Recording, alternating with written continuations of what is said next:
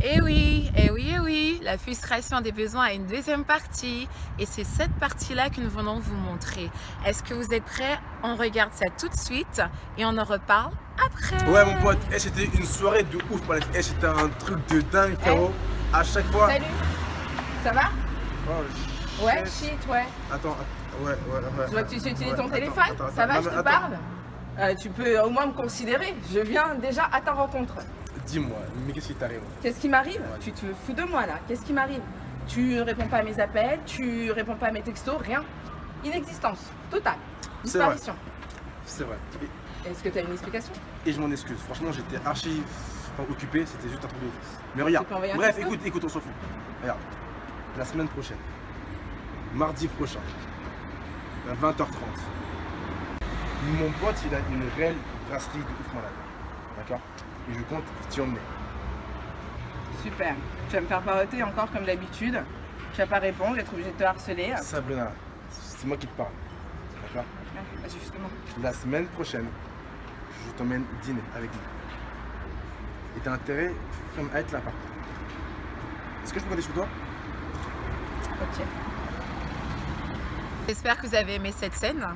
Si je vous posais la question, que pouvons-nous remarquer? Qu'est-ce que cette scène nous enseigne? Beaucoup trouveront ça peut-être humiliant. Beaucoup trouveront ça comme étant une source d'humour et pour d'autres personnes, ce sera peut-être une source de tristesse. Mais ce que j'aimerais vraiment dire à travers ce qui s'est passé, à travers ce qu'on a voulu vous démontrer, c'est que des situations qui se répètent ont toujours une cause. Et c'est ce que nous voulons découvrir et c'est ce que j'aimerais vous faire connaître. Donc qu'est-ce qu'on fait? On regarde la suite et on en parle après. À tout de suite. Eh mec, c'est un truc de fou, frère. Eh, je l'ai emmené dîner, elle veut plus me lâcher. Elle m'appelle H24, frérot. Force quand même. Elle Hein. m'a- Regarde, tu sais quoi? On a parlé. J'ai mis 1h30 à lui dire c'est mort. Et la meuf, elle veut. Et elle veut force pas me encore, lâcher. là. Mais elle force, frérot. Ouais, mais elle a pas de fierté, frère. Get- C'est non, quel get- genre de femme get- faible? get. Même si tu veux pas de moi, Maman. je t'aime quand même. Non, mais frérot. Ouais, non, elle a pas d'estime, frère. Non, faut être cash. Là, franchement, là, je sais pas ce qu'elle cherche, je sais pas, elle est tombée love, mais. Gars, là, faut que tu me dises vraiment. Parce que là, ce que je vois, c'est que tu lui dis, mais je vois, tombe encore love. Mais c'est. encore lui faire. Je peux encore lui dire. Ouais, mais le problème, c'est elle, c'est qu'à mon avis, elle réfléchit d'une façon genre, plus il me repousse, plus j'aime ça. Tu vois, les femmes, elles aiment bien ça. Ouais, je vois. Plus tu les repousses, plus elles aiment ça. Ah, j'arrive pas à l'avoir, donc je vais essayer de l'avoir. C'est comme un trophée. Ouais, je Mais vois. sauf que là, les love, Donc, t'es en train de me dire que je suis son trophée, nègre. tu vois, c'est ça. Négo, on est les trophées. On est les trophées, On est les nègre. trophées, négo. Honnête. Et non, Manassé, tu n'es pas du tout le trophée de ces femmes. J'espère que pour vous, mesdames, cette scène a été réellement une source de joie. Vous avez rigolé parce que moi, pendant le tournage, je n'ai pas arrêté de rire. Qu'est-ce que j'aimerais dire? À travers le discours, on peut voir que ces hommes, ils ont un discours assez détaché. Je tiens toujours à souligner que c'est un rôle et qu'ils ont exactement répété ce que moi, je leur ai demandé de dire. Donc, j'espère qu'ils ne sont pas comme ça dans la vraie vie. J'espère pour vous, les mecs, d'accord? Ce que j'aimerais dire aussi, les hommes, ils savent ce qu'elles veulent, à l'inverse des femmes. Nous, les femmes, nous savons ce que nous voulons ressentir, parce que n'oublions pas que nous sommes des êtres émotifs. Donc, nous vivons à travers nos émotions, ce que nous ressentons et ce que nous voulons accorder, les désirs que nous voulons accorder à notre corps. Ce qui n'est pas du tout le cas pour les hommes. Un homme a été créé pour être puissant. Quoi qu'il arrive, il essaiera toujours d'être viril. Mais pour nous, les femmes, ce n'est pas la même chose. Ce que nous voulons n'est pas forcément ce que veulent les hommes. Ce que les hommes veulent n'est pas forcément ce que nous voulons. Et c'est cela que je veux aussi vous faire comprendre. N'oubliez jamais ce que je vais vous dire. Un homme vient toujours chercher une femme, mais c'est la femme qui est maître de la relation. Parce que tant que la femme ne donne pas son accord, et tant qu'elle n'accepte pas d'être avec un homme, l'homme ne peut pas être en couple. Donc ce qui veut dire, nous sommes premièrement maîtres. On regarde la suite et on en parle après. À tout de suite. Ça va et toi? Ouais, ça va, t'as pas l'air en pleine forme ces temps-ci. Ouais, je sais pas, c'est marre, ça me saoule. Qu'est-ce qui te saoule? Qu'est-ce qui se passe? Bah écoute, je crois que je suis encore retombée dans le panneau. Je croisais MNK là la dernière fois. Et ben. Je peux pas, je sais pas, je suis retombée dans le panneau. Encore? Ben ouais. Mais ce gars n'est pas un gars pour toi, Fab. Il n'est pas vraiment un gars pour toi. Bah pourquoi tu dis ça? Je vois pas. Pourquoi? Mais on dirait que tu comprends pas en fait. Que je comprends pas quoi. Bah, c'est vraiment pas un mec pour toi, quoi. Bah, je sais pas, on dirait plutôt que c'est toi qui l'aime pas. Je comprends pas pourquoi tu me dis ça. En plus, tu prends ta défense. Bah, c'est toi qui insiste comme ça en disant qu'on n'est pas fait l'un pour l'autre.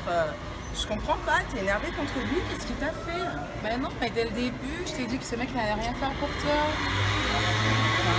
Ouais, mais je connais pas, tu sais pas, je l'ai croisé. Bah, tu sais pas quoi, je l'ai croisé dernièrement et il m'a tout expliqué. Il m'a dit qu'il avait des choses à faire, tu sais, entre la batterie, entre le nouveau concept qu'il essaie de sortir sur sa page de développement personnel. Enfin, c'est juste qu'il était pris quoi ces derniers temps. Ah, tu es très occupé. Bah ouais, je sais pas, il a des choses à faire, quoi. Au moins il est ambitieux. Ok, bon résultat, donc du coup, qu'est-ce qu'il fait? Il t'appelle plus, c'est ça? Il répond ni à mes messages, il ne m'appelle plus. Et c'est la première fois que ça t'arrive ou quoi avec un mec, hein, cette situation? Ah, d'accord. Bah dis-moi, je voulais te poser une question. Tu penses quoi réellement de toi-même en fait? Je pense quoi réellement de moi-même? C'est-à-dire, Parce que c'est pas la première fois, donc du coup c'est une situation qui se répète à nouveau. Et à un certain moment, je voudrais vraiment te poser la bonne question et te demander qu'est-ce que tu penses réellement de toi? Qu'est-ce que tu sais de toi surtout? je sais pas. En plus, il me traite de folle. Il me traite de folle. Ah Et ouais. de psycho, quoi. Il me fait passer pour une psychopathe.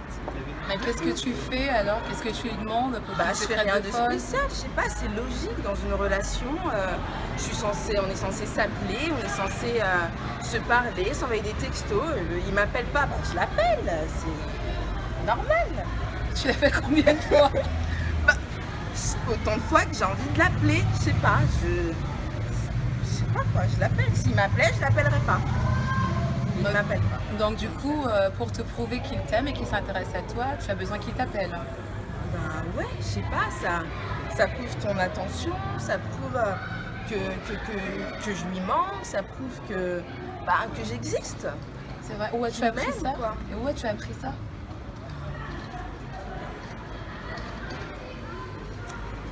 J'ai pas appris, c'est comme ça, j'ai jamais eu. Pour moi, c'est la conception d'une relation, quand on aime, on fait attention. Et j'ai jamais eu ça, toujours été livrée à moi-même. J'ai jamais fait attention à moi. Ouais. Et donc du coup, tu lui demandes vraiment ce que tu aurais aimé combler, c'est ça? Ouais. Mais il ne peut pas le faire. Je comprends pas pourquoi il peut pas le faire. Parce qu'il ne faut pas que tu confondes besoin et attente. Un besoin, c'est une nécessité, c'est une aspiration naturelle et vitale au bien-être. Et l'attente, c'est tout simplement ce qu'on attend que l'autre va nous satisfaire. Tu vois que c'est pas la même chose, c'est pour ça que c'est confus et ça rend les choses difficiles pour lui et pour toi. Et je pense que tu mérites nettement mieux en fait que lui. Tu mérites beaucoup mieux et je crois que Dieu a beaucoup mieux pour toi. Tu devrais premièrement travailler avec toi-même et te poser les bonnes questions. Mais qu'est-ce que tu penses de toi-même? Pourquoi vas-tu toujours vers les personnes qui vont renouveler cette souffrance intérieure? Et c'est cela que tu dois chercher. Et c'est ça le plus important, je pense. Surtout en tant que femme. Et c'est cela. Et n'oublie pas, je te l'ai déjà dit, si tu as su attirer Jésus, alors des menaces, tu peux les attirer tous. Ok? N'oublie jamais ça. Ok? Eh oui, n'est-ce pas? On a toujours une amie pour pouvoir nous donner son point de vue, pour nous dire dès le départ ce qu'elle pense de la personne que nous voulons côtoyer, la personne avec qui nous voulons être. Mais bien souvent, nous n'écoutons pas. Il en est de même avec Dieu. Tous les signes sont là. Il nous parle, mais nous n'écoutons pas. Pourquoi? Parce que nous voulons tellement la chose que nous oublions l'essentiel qui est notre propre valeur. Résumé, mesdames, sur la frustration des besoins, comme j'ai déjà dit, un besoin, c'est premièrement une nécessité, une aspiration naturelle et vitale au bien-être, ce qui n'en est pas de même de l'attente. L'attente consiste simplement à espérer que ce que l'autre va satisfaire, ce que l'autre va nous apporter, ce que l'autre va venir combler. Et ce n'en est pas ainsi, vous savez. Et lorsque il y a l'incompréhension entre les deux, voilà d'où vient la frustration. Et j'espère que vous avez compris ce qu'on a voulu vous démontrer à travers de cette mise en scène. C'est que à travers tout ce que nous pouvons voir, toutes nos relations, nous sommes toujours dans l'attente. Nous voulons toujours quelque chose. Et lorsque nous n'avons pas notre satisfaction, lorsque ce que nous cherchons ne vient pas nous combler, qu'est-ce qui arrive? C'est la confusion, l'incompréhension, parfois même l'harcèlement chez les hommes. Je n'en ai pas parlé, mais chez les hommes, c'est encore plus vaste. Ce qui est important, c'est qu'on a un sauveur. On a un Dieu vers qui nous pouvons nous tourner. Une personne à qui nous pouvons parler, raconter nos peurs, nos faiblesses. Parce que c'est vrai qu'il n'existe pas de plus grand challenge que celui de pouvoir se regarder dans le miroir, de voir ses imperfections, de voir ses erreurs, de se voir sans make-up et sans une peau nette et accepter quand même de s'aimer. Et surtout chez nous les femmes, c'est notre plus gros challenge, c'est notre plus gros défi. Mais ce qui est bien, c'est que Dieu nous aime. Il ne faut surtout pas oublier l'amour de Dieu pour nous et ce que Dieu veut nous donner. Ces bénédictions ne s'en suivent d'aucun chagrin. Et Abraham même dira que Dieu est celui qui pourvoit à tous nos besoins. On va facilement donner aux autres ce qu'on n'arrive pas à nous donner à nous-mêmes. On va facilement encourager les autres, mais on n'arrive pas à s'encourager nous-mêmes. On va facilement faire des compliments aux autres, mais on a du mal à se regarder, se faire nous-mêmes des propres compliments. Est-ce ça l'amour?